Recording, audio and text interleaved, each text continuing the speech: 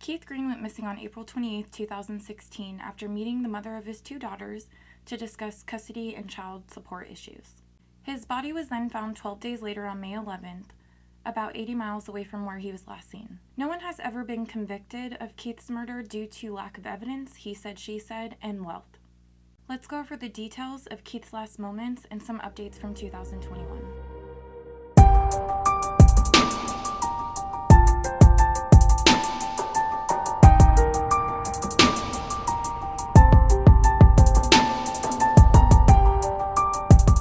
I do want to start this video off with saying I did go to school with Keith Green. We went to Burrell Middle School together in San Mateo, California. I didn't personally know him, but I knew of him, and I did see him around campus. I do remember him being very popular, very liked by everybody, very reserved. I remember all the girls talking about him, all the girls liked him. Even my cousin, I don't want to say her name, even had a crush on him. Keith Cameron Green was 27 years old, born on July 19, 1988 in San Mateo, California, to Brian Green and Colleen Cudd. From my research, I do believe that Keith's father is no longer alive, and I did see that he has 2 siblings, a brother named Julian and a sister named Mariah. I believe they are half-siblings on his father's side, not his mother's, but I am not 100% on that. He attended Baywood Elementary School, he went to Burrell Middle School, and he graduated from Aragon High School in 2006. Keith loved sports. He enjoyed baseball, football, he even found a new love in golfing. His favorite sports teams were the San Francisco Giants, the San Francisco 49ers, and his favorite thing to do was attend home games with his boys. He had a love for footwear. He always, liked the Nike, Jordans, all that kind of stuff. His passion was culinary arts. He was an inspiring chef who attended at Le Cordon Bleu and had plans to graduate the following September. Keith had 2 absolutely beautiful little girls who were 2 and 4 at the time with a woman named Tiffany Lee.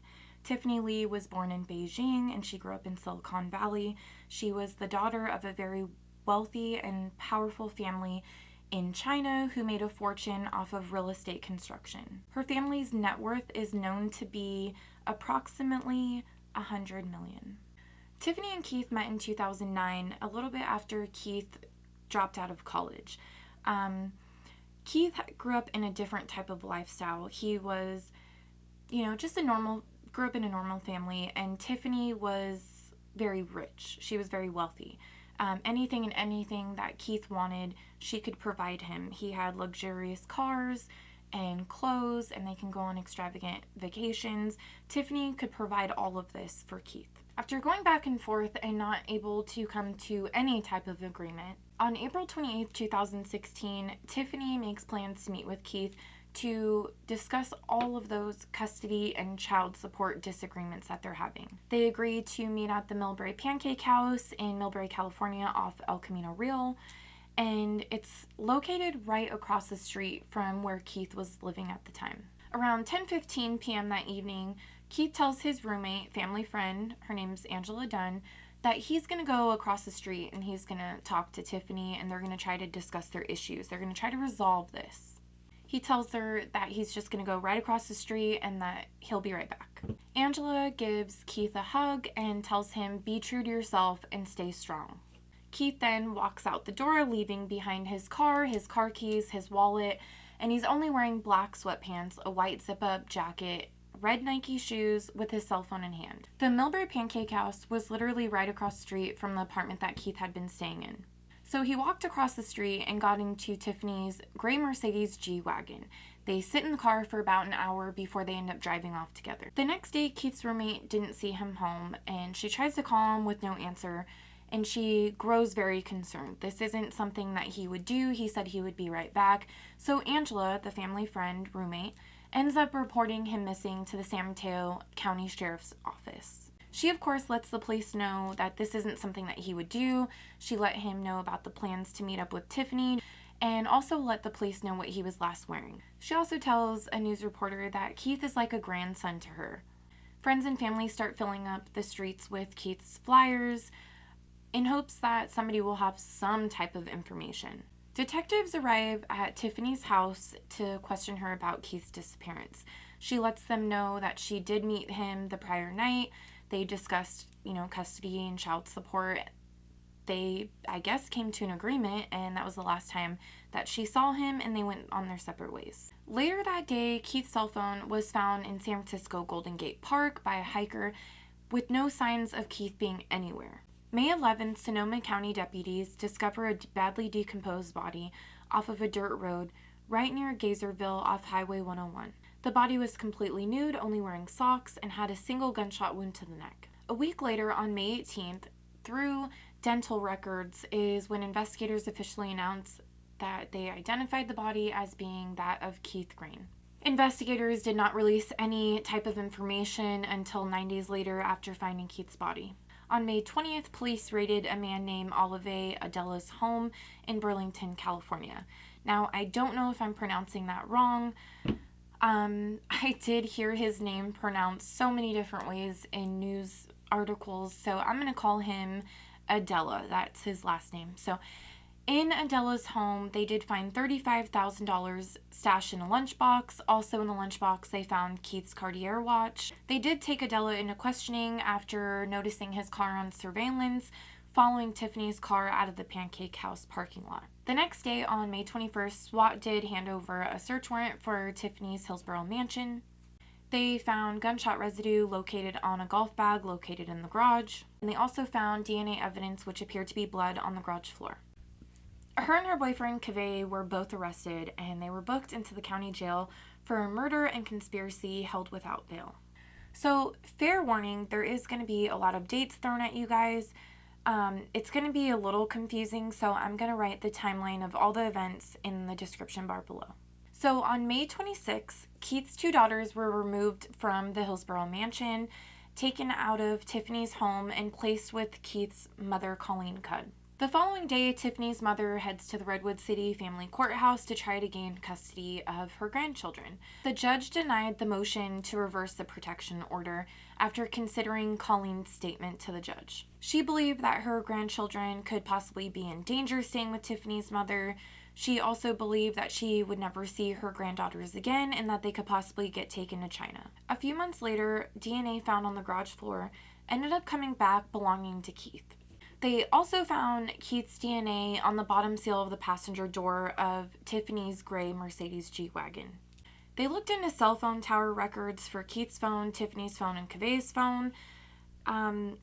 After Keith and Tiffany left the Pancake House, their cell phones show Tiffany and Keith heading towards Tiffany's mansion.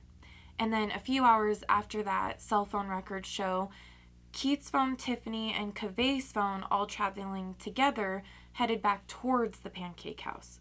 So after they get arrested, a whole year goes by, and a judge finally sets the bail to $35 million for each person who is being charged with Keith's murder. And the judge was thinking, there's no possible way that anyone would be able to pay this.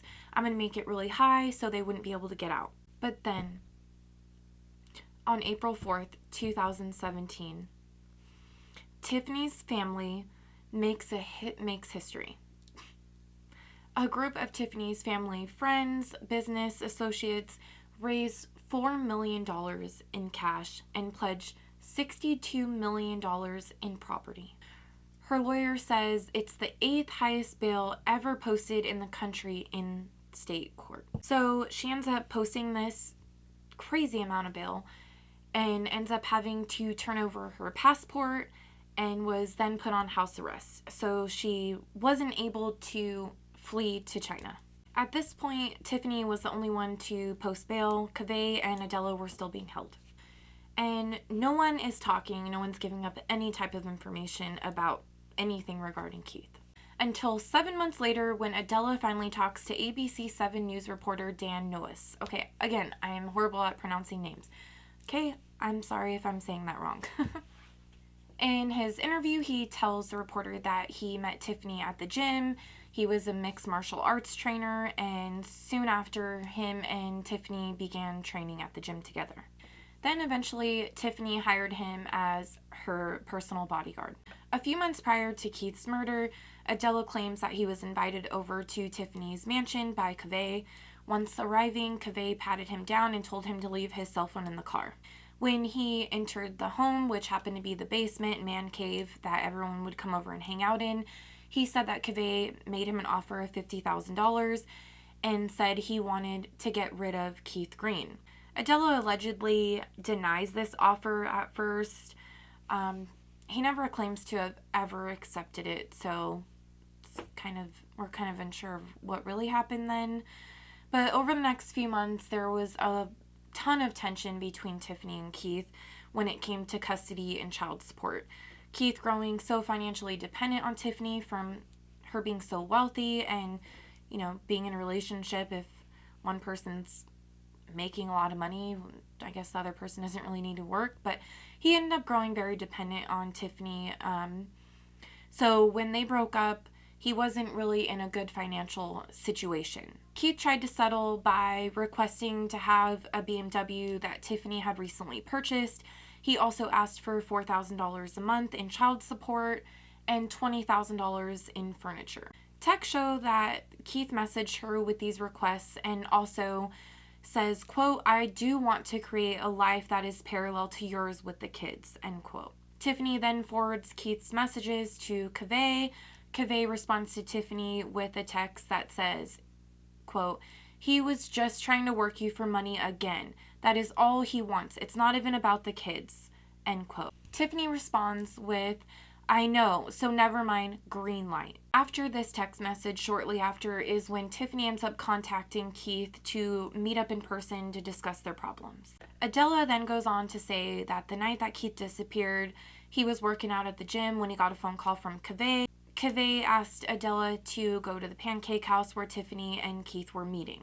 Adella then goes on and says the night that Keith disappeared, he got a phone call while he was at the gym from Kaveh. Kaveh asked Adella to go to the pancake house where Keith and Tiffany were planning to meet. Kaveh also told Adella that they will be in Tiffany's gray Mercedes G-Wagon. So then Adella does head over to the pancake house and he reports back to Kaveh telling him, "They are here, I see them, nothing's going on.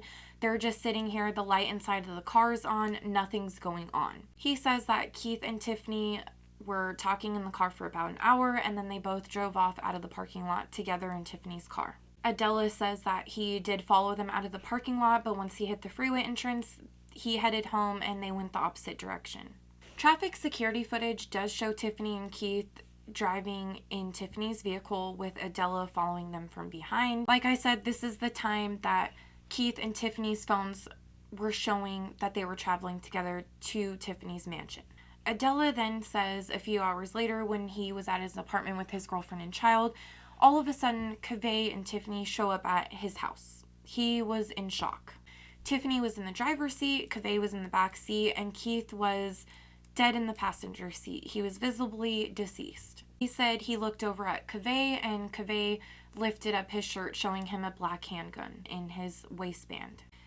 Adella says that he took this as a threat, he asked no questions, and Kaveh ends up telling him, "I did what I had to do, now it's time for you to pull your weight." Adella, of course, does exactly what Kaveh tells him to do. He agrees to dispose of Keith's body. He said the reason why he agreed to this was because his girlfriend and child were in his apartment, and at the time he felt he owed Tiffany and Kaveh for getting him and his girlfriend out of a previous financial situation. I guess they did bail him out, not bail him out, but bail him out of a financial situation. So I guess he felt he owed them a favor. Tiffany watched as Kaveh and Adella stripped Keith's body naked and put Keith's body in the back of Adella's trunk. Tiffany and Kaveh end up pulling off while Adella ends up going to find a place to dispose of Keith's body. On the way of trying to find this particular place, he throws Keith's cell phone out of his window at Golden State Park. He said he traveled about 80 miles out of the city, headed down Highway 101 until he came up on a secluded turnoff. He said he pulls over and he quickly rolled Keith's body out. Then he headed back to his apartment. When the reporter Dan asked Adella why they stripped Keith of all of his clothes, he responded with, quote, "It's very simple, because I don't think Kaveh was satisfied on the killing. It looked like Kaveh wanted to humiliate Keith even after killing him." Adella also admitted on the phone call interview that he had contacted Keith previous to his disappearance, claiming to be a former pro football player, and suggested that he and Keith meet up on the same day that he actually went missing. I'm not sure what came from this. Like, did Keith kind of get like weirded out that somebody's calling him and just didn't believe the guy's story? Was this something that Kaveh and Tiffany told him to do? I'm not really sure on any more information about that. Adella doesn't seem to explain any further. A random thing that Adella brought up in the news interview was that Tiffany had only been dating Kaveh for about 6 months, and she allegedly was already telling her 2 daughters to refer to Kaveh as daddy. A year after this interview, Adella ends up cutting a deal with prosecutors, which will result in them potentially dropping the murder charge against him in exchange for truthful testimony against Tiffany and Kaveh. He entered a no contest plea on the accessory after the fact charge and was released in October 2018. September 2018, the trial was due to start but was delayed because Tiffany Lee was diagnosed with breast cancer. A year later, in September 2019, Tiffany's trial was due to start, with Adella being the prosecutor's star witness. But only 4 days after the trial begins, Adella gets his plea deal revoked because he was sending threatening messages to another witness in the case. He then is arrested. Prosecution and defense present their opening statements. Prosecution says Tiffany lured Keith to her home and Kaveh then shot and killed him. Defense opens their statements with Adella's the real killer. Tiffany and Kaveh are pointing the fingers at Adella. Adella's pointing the fingers at Tiffany and Kaveh.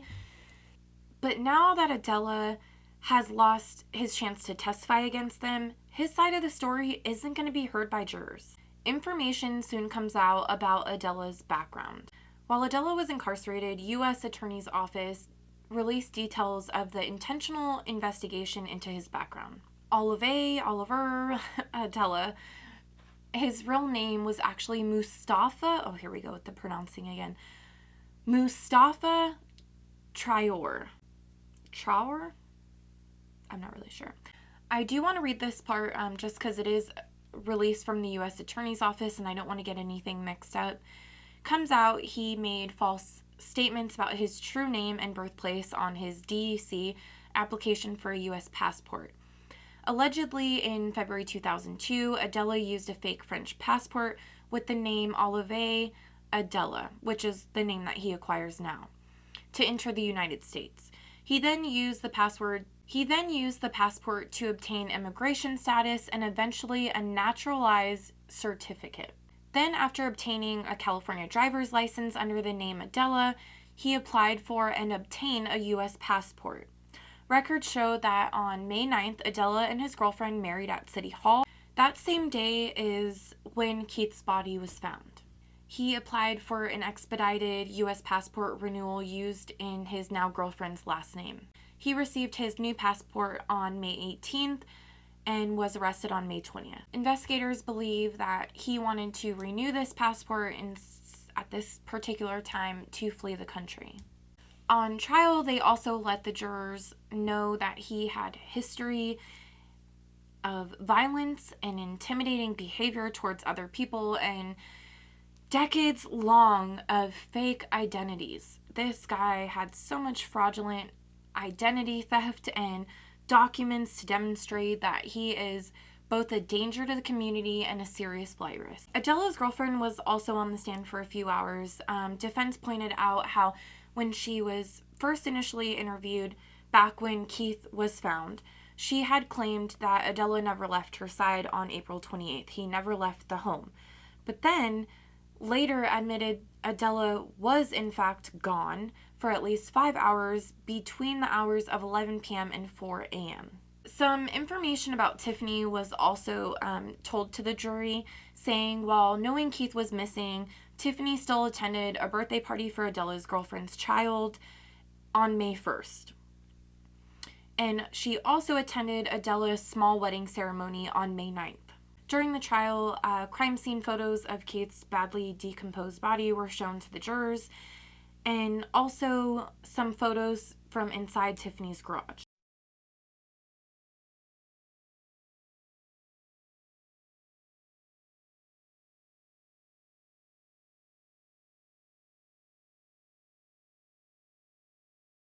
San Mateo County Sheriff Sergeant John Carroll played audio while he was on the stand of him informing Tiffany of the news that Keith's body was found and he was deceased. He described her as emotionless when he gave her the news, but then when he was cross-examined, he agreed that her voice did change to a more somber tone after receiving the news. During an interview with Tiffany's lawyer, she argued, saying that Tiffany had nothing to do with Keith's murder, said they had gotten along, they settled their custody issues 10 days prior to his disappearance. Her lawyer then goes on to say that Tiffany absolutely wanted Keith in hers and both of her daughters' lives. Now comes to the hardest part. So, November 15th, after a 2-month trial, jurors found Tiffany Lee not guilty for the murder of Keith Green. Yes, she was acquitted. There was not sufficient evidence to prove that she actually had her hand in Keith's murder.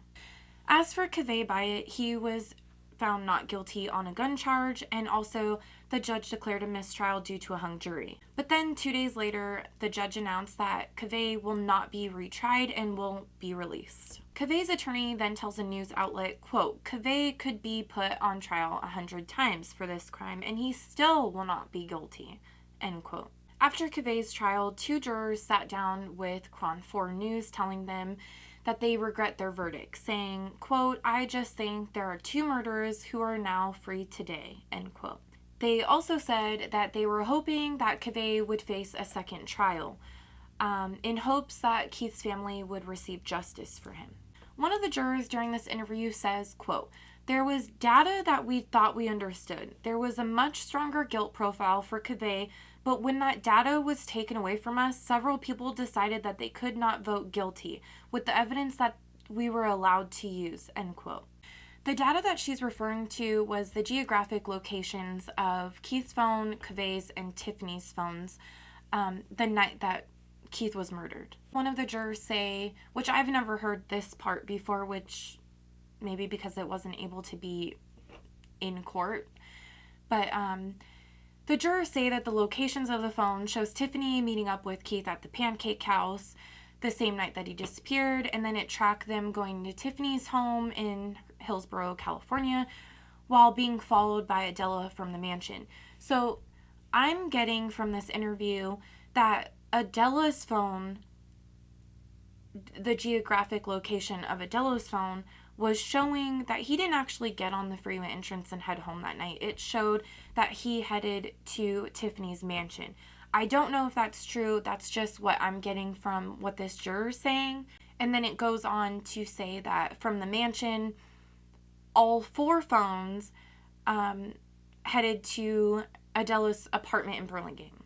And also, even though they believe that Tiffany was guilty due to the circumstantial case, there was not enough evidence to convict her. After the verdict and the trial is over, Keith's mother releases a statement saying, quote, "She orchestrated all of this. I knew her for 6 years. She was evil. She was evil to me. She was evil to my son. Just evil," end quote.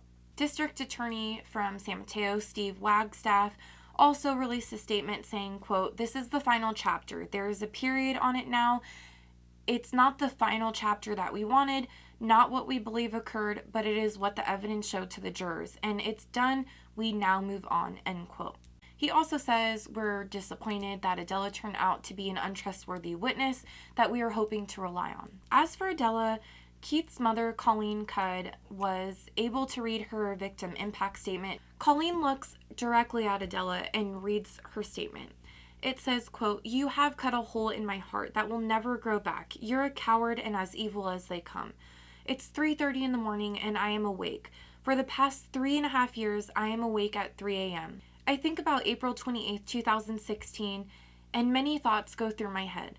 The one that haunts me the most is, did my son suffer physically or emotionally? The answer is yes. You took away my only child, my only son. You took a friend from many, too many to even count.